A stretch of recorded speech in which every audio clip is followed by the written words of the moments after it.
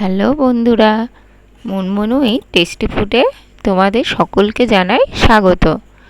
আজ আমি নিয়ে এনেছি তোমাদের জন্য ঢ্যাঁড়সের একটা রেসিপি।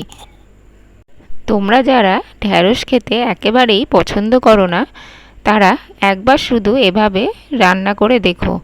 তোমাদের কথা দিচ্ছি, এরপরে আর কোনো দিনও বলবে না যে আমি ঢ্যাঁড়স খাবো না।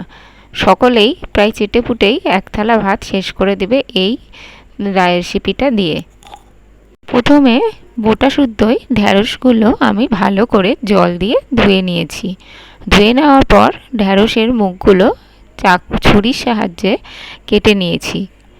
কাটার পর আমি ঢ্যাঁড়সে একটু লবণ, হলুদ, অল্প চালের গুঁড়ো আর বেসন ভালো করে মাখিয়ে নিয়েছি। তাতে ঢ্যাঁড়সগুলো একেবারেই সেদ্ধ হয়ে যাবে না, গোটা গোটাই থাকবে। এরপর আমার মশলার জন্য আমি অল্প কাজু বাদাম, অল্প মগজ, অল্প পোস্ত, অল্প গোটা সর্ষে আর দুটো কাঁচা লঙ্কা দিয়ে ভালোভাবে একটা পেস্ট বানিয়ে নিয়েছি। এরপর কড়াইতে তেল গরম করে তাতে ফোড়ন দিয়ে আমি ঢ্যাঁড়সগুলো ভালো করে ভেজে নিয়েছি। খুব বেশি লাল লাল করে ভাজবো না, অল্প একটু লাল হলেই আমি ঢ্যাঁড়সগুলো তুলে রেখেছি। এইবার ওই তেলেই অল্প পরিমাণে আমি রাঁধুনি ফোড়ন দিয়েছি। রাঁধুনি ফোড়ন দেওয়ার পর অল্প চিনি আর দুটো টমেটোর টুকরো আর অল্প কাশ্মীরি রেড চিলি পাউডার শুধুমাত্র কালারের জন্য, আর অল্প একটু নারকেল কুচি দিয়ে আমি ভালোভাবে অল্প একটু ভেজে নিয়েই তার মধ্যে ঢ্যাঁড়সগুলো দিয়ে দিয়েছি।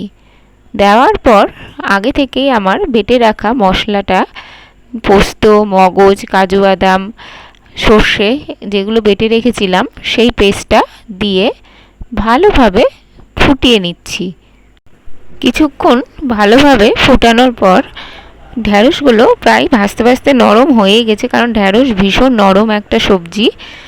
আর বিশ্বাস করো, তোমরা যদি এভাবে তৈরি করো, কেউ বলবে না যে তোমরা ঢ্যাঁড়স খাচ্ছ না অন্য কিছু। এত সুস্বাদু আর এত টেস্টি হয় খেতে। প্রায় এক থালা ভাত তোমার এই ঢ্যাঁড়সের সবজি দিয়েই খাওয়া হয়ে যাবে। এরপর দেখবে যখন অল্প অল্প ফুটে এসেছে, তখন অল্প পরিমাণে একটু চিনি দিয়ে প্রথমে আমি চিনি দিয়েছিলাম এবং পরে আমি আর অল্প একটু চিনি দিয়েছি। চিনি দেওয়ার পর একটু ঢেকে রেখে দিয়েছি। এরপর আস্তে আস্তে ঢ্যাঁড়সটা ফুটতে থাকলে দেখবে কি সুন্দর একটা কালার ছেড়ে দিয়েছে। যখন ঢ্যাঁড়সটা থেকে প্রায় তেল বেরিয়ে আসবে আর অল্প একটু শুকিয়ে যাবে, সেই সময় তোমরা নামিয়ে ভালোভাবে গরম ভাতের সাথে কিংবা রাতে রুটি বা পরোটার সাথেও সার্ভ করতে পারো এই ঢ্যাঁড়সের সবজিটা। ঢ্যাঁড়সের সবজি তোমাদের কেমন লাগলো তৈরি করে বাড়িতে আমাকে অবশ্যই কিন্তু কমেন্ট করে জানিও। আর ভিডিওটা ভালো লাগলে অবশ্যই একটা লাইক আর সাবস্ক্রাইব করে দিও, কারণ তোমরা সাবস্ক্রাইব বা লাইক করলে আমি বুঝতে পারবো ভিডিওটা তোমাদের পছন্দ হচ্ছে কিনা। আজকের মতো টাটা।